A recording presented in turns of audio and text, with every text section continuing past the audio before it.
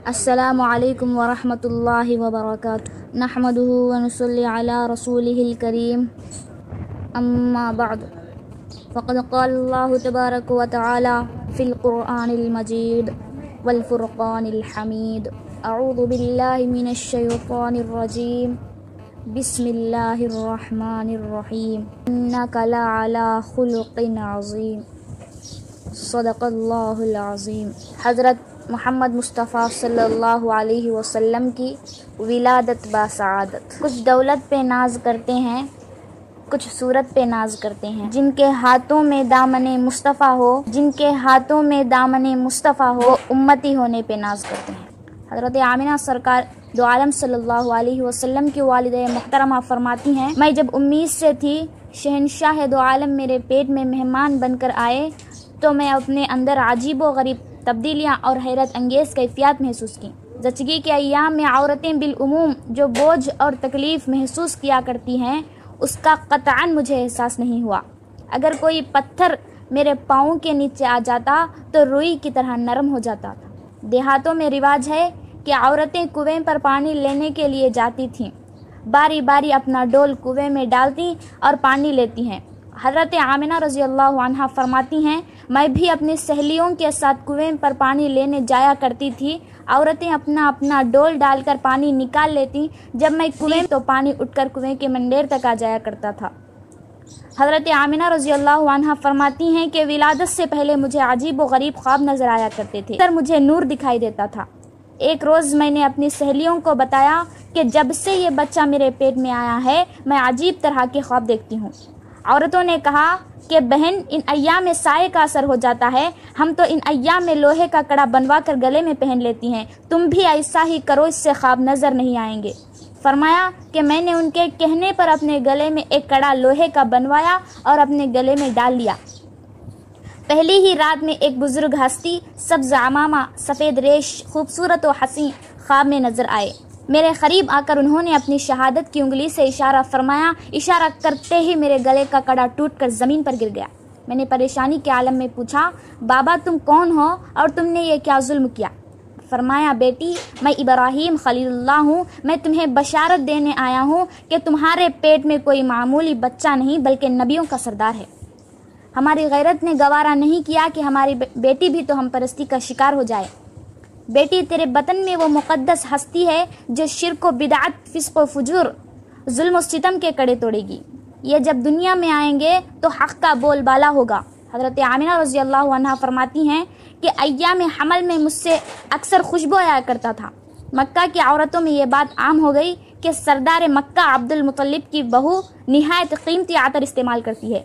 जब ये बात हज़रत अब्दुल मुत्तलिब रज़ी अल्लाह अन्हु तक पहुँची तो आपने अपनी अहलिया और सरवर कायनात सल्लल्लाहु अलैहि वसल्लम की दादी से कहा कि आमिना तुम्हारी बहू है, तुम उसे समझाओ कि इन अय्याम में जबकि वो बेवा भी है अतरियात और खुशबू इस्तेमाल ना करे।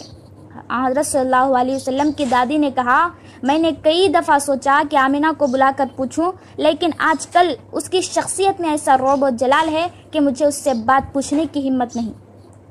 एक रोज़ हज़रत अब्दुल मुत्तलिब रज़ी अल्लाह अन्हु ने अपनी बहू को बड़े प्यार से अपने पास बुलाया और पूछा कि बेटी तुम्हें इतनी मसहूर कुन खुशबू कौन ला कर देता है? हज़रत आमिना रज़ी अल्लाह अन्हा की आंखों में आंसू आ गए। फरमाया कि मैंने तो आज तक बाजार ही नहीं देखा, फिर मैं भला बेवा होते हुए अतर क्यों इस्तेमाल करूंगी?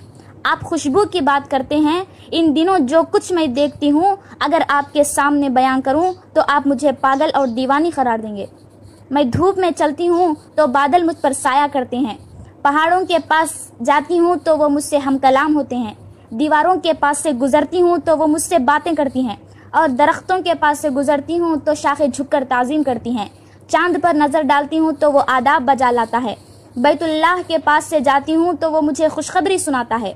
इंतहा के मेरे सहाक की निशानी की विलादत के दिन करीब आ रहे हैं, मैं जहाँ थूकती हूँ वहाँ से भी खुशबू की महक आती है। हज़रत आमिना रज़ी अल्लाह अन्हा फरमाती हैं कि विलादत के बाद मैंने अपने बेटे को देखना चाहा, जैसा कि हर औरत की तमन्ना होती है, तो मैं ये देख कर हैरान रह गई कि मेरा लख्त जिगर नूर नज़र सज्जा की हालत में पड़ा था। سرور کائنات صلی اللہ علیہ وسلم نے پہلے ہی دن عالم انسانیت کو یہ سبق دیا کہ سب سے بڑی ذات حق تبارک و تعالیٰ کی ہے، وہی مالک ہے، وہی بندگی کے لائق ہے، اور اسی کے سامنے بندے کا سر جھکنا چاہیے۔ سرور کائنات صلی اللہ علیہ وسلم کا پیدائش کا دن بڑا تاریخی بعظمت دن تھا۔ اس دن ایوان کسرا میں زلزلہ آ گیا، جس سے اس کے محل کے 14 کنکر گر گئے، نہر سادہ خشک ہو گئی، باطل کا نمرود خاک میں مل گیا، نور نبوت سے اندھیرا بھاگنے لگا اور ساری کائنات منور ہو گئی، ذرہ ذرہ روشن ہو گیا، پرندے تہنیت کے گیت گانے لگے اور ستارے سلامی دینے لگے، حور و غلمان نے درود و سلام کے پھول پیش کیے، سیدہ آمنہ کا شانہ نور سے منور ہو گیا، فاطمہ بنت عبداللہ جو دائی کا فریضہ انجام دے رہی تھیں فرماتی ہیں کہ آپ کے ولادت کے وقت سارا گھر روشن ہو گیا، ستارے اس طرح جھکے کہ مجھے اندیشہ لاحق ہوا کہ کہیں یہ مجھ پر گر نہ پڑیں۔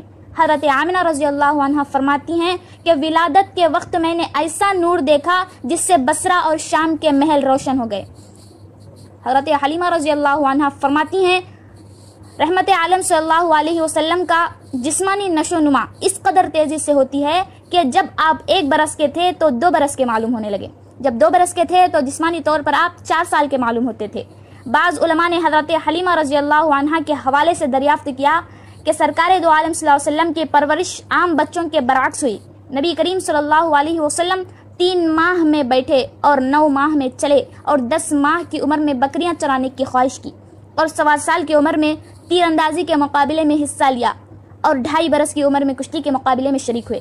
حضرت حلیمہ رضی اللہ عنہ فرماتی ہیں جب کبھی سرکار دو عالم صلی اللہ علیہ وسلم کے پیکر حسن و جمال چہرے کو دھونے کے لیے پانی لے کر آتی تو یہ دیکھ کر حیران رہ جاتی کہ آپ صلی اللہ علیہ وسلم کا چہرہ انور اس طرح ہوتا گویا ابھی ابھی دھویا گیا ہو۔ رحمت عالم صلی اللہ علیہ وسلم کا چہرہ انور پھول جیسا شگفتہ اور شبنم جیسا صاف ہوتا تھا۔